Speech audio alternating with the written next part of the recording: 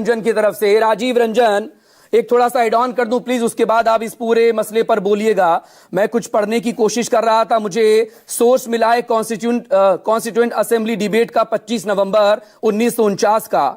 Doctor Ambedkar का जिक्र BJP की तरफ से कहा जा रहा है कि जो उनकी तरफ से प्रेम्बल आया था, संविधान आया था जिसमें उनके हस्ताक्षर हैं, उसमें समाजवाद, धर्मनिरपेक्ष की बात नहीं है। लेकिन बाबा साहब अंबेडकर ने क्या कहा था? राजनीतिक समानता तब तक अधूरी है जब तक सामाजिक और आर्थिक समानता ना मिले। यह बाकायदा उन्होंने कहा है कॉन्स्टिट्यूएंट असेंबली में 25 नवंबर 1949 को। नाउ प्लीज राजीव, पहला कमेंट आपकी तरफ से इस बड़ी बहस में।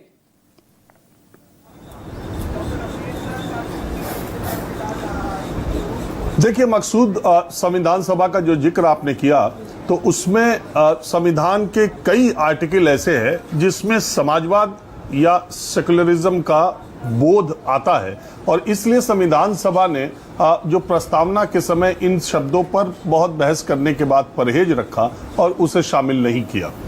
लेकिन बाद में अभी देखिए सवाल सिर्फ ये उठता है कि ये 2-3 सवाल इसमें इंपॉर्टेंट है कि समाजवाद 42वां संविधान संशोधन विधेयक तब लाया गया जब इमरजेंसी थी देश में और लोकसभा का कार्यकाल, जो उसका कार्यकाल का जो नियत समय था वो खत्म हो गया था। तो ये माना जाता है कि उस समय की तत्कालीन इंदिरा गांधी की सरकार ने ये जो संविधान संशोधन किया उसमें न कोई बहस हुई, न विपक्ष का कोई उसमें कोई नजरिया सामने आया। सरकार ने अपनी तरफ से जोड़ दिया।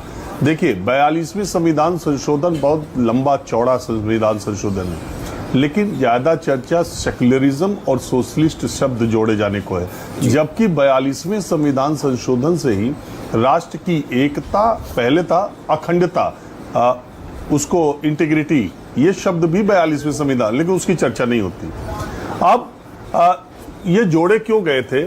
उस समय की जो तत्कालीन राजनीतिक परिस्थितियां थी और जिसमें जो सवाल उठाए जा रहे थे, इंदिरा गांधी की तत्कालीन सरकार को लगा कि अगर प्रस्तावना में ये मूल शब्द जोड़ेंगे तो जनता के भीतर जिन चीजों को लेकर के विपक्षी दल जा रहे हैं वो बहुत कुछ न्यूट्रलाइज और मार्जिनलाइज हो जाएगी, इसलिए उसको संविधान की मूल प्रस्तावना में ही जोड़ दिया गया जी। अब इसका विरोध भारतीय जनता पार्टी और भारतीय जनसंघ या भारतीय जनता पार्टी के लोग शुरू से करते आ रहे हैं। उनका ये कहना है कि ये जो सेकुलरिज्म शब्द जोड़ा गया ये और कुछ नहीं है, ये अपीजमेंट ऑफ माइनॉरिटी है और दूसरी तरफ से हिंदू धर्म के की वैमनस्यता के खिलाफ है। जैसे उनका ये कहना है कि इससे ये मैसेज जाता, अगर आप आडवाणी जी की आत्मकथा पढ़िए, वो बड़ा एक मजेदार किस्सा बताते हैं कि वो लंदन में किसी सांसदों के प्रतिनिधि मंडल में गए थे डिनर के लिए। डिनर शुरू नहीं हो रहा था, तो वहां पर यह हुआ कि उन्होंने किसी एक सांसद से पूछा कि सब लोग तो आ गए हैं, तो अभी शुरू क्यों नहीं हो रहा? तो उन्होंने कहा कि अभी आएंगे जैस्मिन और प्रार्थना करेंगे, उसके बाद डिनर शुरू होगा, ऐसे कुछ उन्होंने जिक्र किया।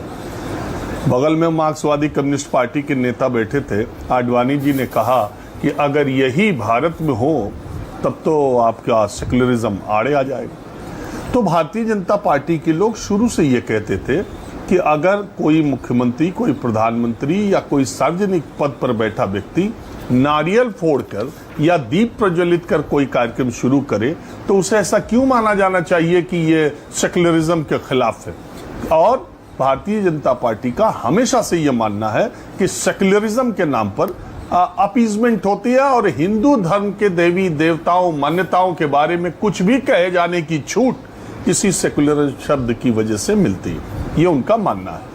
सोशलिज्म को लेकर के उनका ये मानना है कि भारतीय जो व्यवस्था चली आ रही है उसमें समान जाति, समान अवसर, ये समान जाति और सबको समान इज्जत मिलनी चाहिए। महान जाति और महान अवसर की बात वो करते रहते हैं। वो कहते हैं भारतीय सामाजिक व्यवस्था ही समाजवाद से उत्प्रोत है, लेकिन समाजवाद शब्द का इस्तेमाल करके राजनीतिक और खास करके सरकारों की कार्यशैली में बहुत सारी बातें असमानता की होती।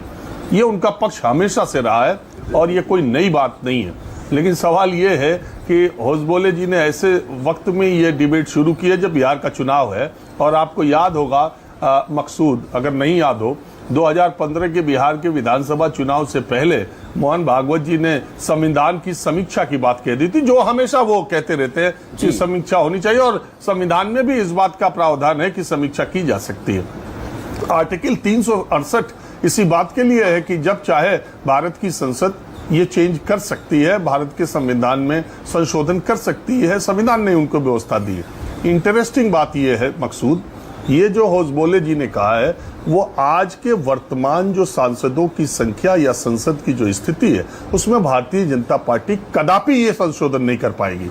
लेकिन एक ये बहस और एक अपनी विचारधारा के आधार पर सार्वजनिक बहस हो, 25 जून 1975 के आपातकाल पर ये जो लेक्चर और ये सारी चीजें हो रही, उसमें ये बात जनता के सामने रखी गई है। कम से कम हम आप डिबेट रख रहे हैं तो ये बात तो पता चल रही है जनता को कि ये क्यों जोड़े गए, कब जोड़े गए, बीजेपी और आरएसएस का इससे विरोध क्या है, और दूसरी बात है कि जो दूसरे दलों के लोग हैं वो इसका क्यों विरोध कर रहे हैं। तो सीधी सी बात यह है कि सुप्रीम कोर्ट जो संविधान का इंटरप्रिटेशन का अधिकार उसको है, ठीक इसी तरह की याचिका को अभी कुछ ही दिन पहले उसने खारिज किया है। उसने कहा कतई से सेकुलरिज्म और सोशलिज्म को हटाया नहीं जा सकता।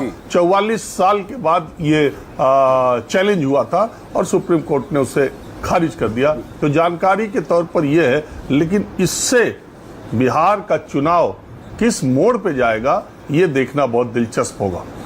जी, एक और सवाल का जवाब दे दें, फिर मैं इंतजार कर रहा हूं कि बीजेपी के प्रवक्ता भी हमारे साथ जुड़ जाएं, फिर इसे आगे बढ़ाएं।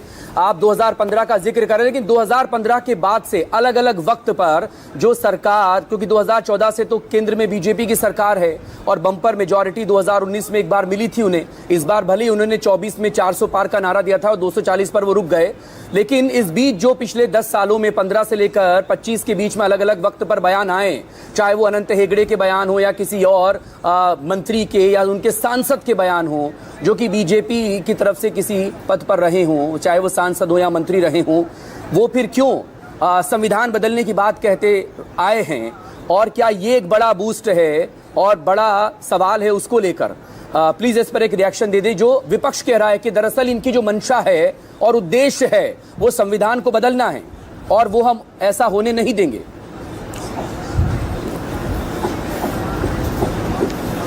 राजीव,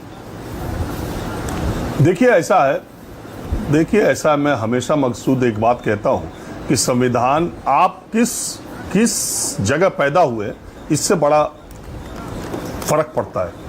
ये भारत के संविधान के लागू होने से पहले इस देश की 30% जो एससी और जनजाति समुदाय के लोग थे, करीब 25% मान लीजिए, और ओबीसी भी कुछ मान लीजिए, उनकी क्या दयनीय स्थिति इस देश में आर्थिक सामाजिक व्यवस्था में थी, शैक्षणिक व्यवस्था में।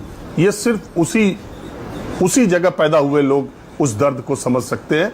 और भारत के संविधान ने हजारों सालों से भारत की सामाजिक, धार्मिक या जो भी व्यवस्था कही है, जिसने न्याय नहीं दिया, भारत के संविधान ने 26 जनवरी 1950 के लागू होने के बाद उन लोगों को वो अधिकार दिए, वो ताकत दी है जिसमें आज वो बड़े से बड़े पदों पर पहुंच रहे हैं। और उनको बड़े पदों पर पहुंचाने के लिए सारे पॉलिटिकल पार्टीज लालायित रहते हैं ताकि वो दिखा सके कि हमने देश के दलित को, हमने देश के एससी को, हमने एसटी को ये बना दिया, वो बना दिया, हमारी सरकार में इतने मंत्री। ये क्या हुआ? ये भारत के संविधान ने ये उनको ताकत दी थी। नहीं तो यही देश था जब उनको कमर में बेड़ियां बांधनी पड़ी थी, उनको पैरों में घुंघरू बांध के चलने पड़ते थे, उनका पिया, उनका छुआ कोई पानी नहीं पीता था, उनको पीने, यहाँ तक कि बी.आर. अम्बेडकर को भी आप वो किस्सा जानते होंगे। तो संविधान का लगाव समाज के जिस वर्ग से है, अगर उसमें छेड़छाड़ की कोई बात होती तो उसके लिए बहुत ही ज्यादा, और भारतीय जनता पार्टी को जो 2024 के लोकसभा चुनाव में नुकसान हुआ वो सबसे ज्यादा उन्हीं बयानों के चलते हुआ। लेकिन भारतीय जनता पार्टी और भारतीय जनसंघ शुरू से भारतीय संविधान में समीक्षा की बात वो करते रहते हैं और उनकी विचारधारा का पार्ट है कि संविधान हमेशा के लिए नहीं बना दिया गया। आप बहुत उसमें डिबेट में मैं जाऊंगा तो अमेरिकी राष्ट्रपति को इंदिरा गांधी ने उद्धृत करके एक इंटरव्यू दिया था, आडवाणी जी ने उसी इंटरव्यू के उस पर उनको लेटर लिख दिया था। संविधान की समीक्षा के लिए अटल बिहारी वाजपेयी की सरकार ने वेंकटचलैया आयोग बनाया था, उसकी सिफारिशें भी आई थी। उस वक्त भी ये बहुत तेज चर्चा चली थी कि संविधान बदल देना चाहती है भारतीय जनता पार्टी जी। लेकिन संविधान बदलने की ताकत और जितनी शक्ति संसद में चाहिए वो अब भाजपा के पास अभी नहीं है। बहुत शुक्रिया आपका राजीव इस तमाम ब्रीफिंग के लिए। मेरे साथ बीजेपी प्रवक्ता आरपी सिंह जुड़ गए, आप ही का इंतजार कर रहे थे। सिंह साहब